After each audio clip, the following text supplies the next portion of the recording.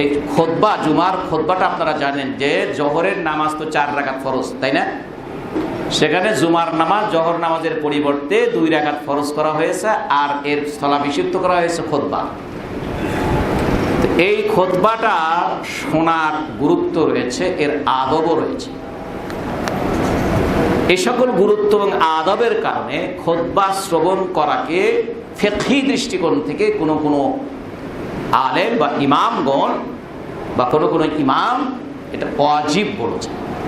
খুতবা শোনা কি ওয়াজিব, যদি অন্য কেউ এটাকে ওয়াজিব বলতে সেই পর্যায়ে না নিয়ে তার এক ধাপ নিচে সুন্নাতের কথা বলেছে।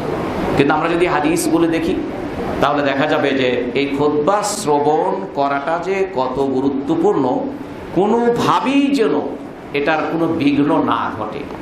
এই জন্য রাসূলুল্লাহ সাল্লাল্লাহু আলাইহি সাল্লাম বলেছেন, খুতবা যখন শুরু হবে তখন সবাই মনোযোগ দিয়ে খুতবা শুনবে। যদি কেউ কথা বলতেছে আর একজন তাকে স্মরণও করিয়ে দিতে পারবে না, তাকে সাবধান করেও বলতে পারবে না, চুপ থাকবে।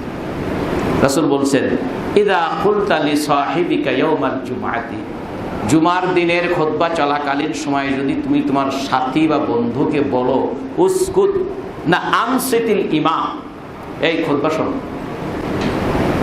আপনি আপনার পাশের লোককে কি বলতেছেন, এই খুতবা শোনো। রাসূল বললেন, ফাকাদ লাগাওতা আনসিত ওয়াল ইমাম খুতবাতু, অর্থাৎ ইমাম খুতবা দিচ্ছে, এটা মনোযোগ দিয়ে শোনো। তখন তুমি যে নাকি বললো আনসিত, শোনো, মনোযোগ দিয়ে খুতবা শোনো, সেই ব্যক্তি খারাপ কাজ করবে।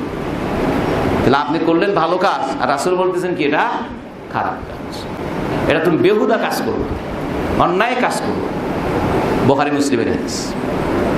অন্য আরেকটা হাদিসে সহিহ মুসলিমের বর্ণনায়, সহিহ মুসলিমে আছে, রাসূলুল্লাহ সাল্লাল্লাহু আলাইহি ওয়াসাল্লাম বলেছেন, মান তাওয়াদ্দা ফাআহসানাল ওযু সুম্মা আতাল জুমআ, যে ব্যক্তি জুমার দিনে ভালো করে ওযু করলো, তাওয়াদ্দা ওযু করলো, এরপর আবার আল্লাহর রাসূল বিশেষণ লাগে ফাআহসানাল ওযু, ভালো করে ওযু করলো, তাড়াহুড়ো করে না, পানি কোথায় গেল, হাতে ওখানে সব একটু পুষলো কিনা, পা ধোয়া ঠিক হলো না, গিরার নিচে ওখানে একটু নিচু থাকে, ওখানে পানি পুষলো কিনা, এসব খেয়াল নাই। মুসল্লি ওযু করে আসতেছে, কোথায় পানি পুষলো ওইসব দ্বারা ওযু করার কথা করলাম, এরকম না। রাসূল বলছেন, যে ব্যক্তি ওযু করলো এবং ভালো করে ওযু করে তারপরে জুমাতে আসলো, সুম্মা আতাল জুমাতা, তারপরে জুমাতে আসলো, ফাস্তামা, সামিয়া বলেন না রাসূল, সামিয়া মানে শোনা, সাধারণ শোনাকে বলা হয় সামিয়া। এখান থেকে ফাস্তামিয়া, তা একটা শব্দ, একটা অক্ষর বাড়ানো আছে, সামিয়া, আর সেখানে ফাস্তামিয়া, ফাস্তামা। আরবিতে একটা, আরবি ব্যাকরণে একটা নিয়ম আছে, কোনো শব্দের মধ্যে যদি কোনো অক্ষর বৃদ্ধি হয় আর এক শব্দে রূপান্তরিত হয়, তাহলে তার অর্থটাও একটি বেশি আসে। সামিয়া মানে শুধু শোনা, আর ইস্তামা মানে মনোযোগ দিয়ে শোনা, দুইটাই শোনা।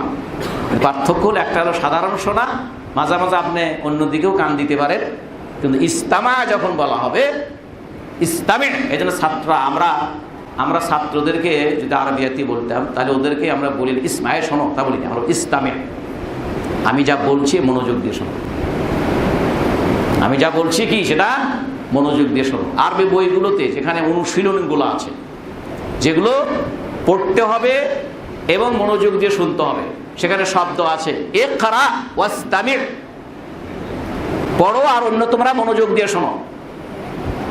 এই জন্য ফাস্তামা, রাসূল বললেন, তাহলে ভালো করে ওযু করে জুমার দিনে মসজিদে আসলো এবং ফাস্তামা, মনোযোগ দিয়ে শুনলো, আরো তাকিদ ওয়া আনসাতা, এবং চুপ থাকলো, মনোযোগ দিল, মনোযোগ দিয়ে শুনলো এবং কি চুপ থাকলো।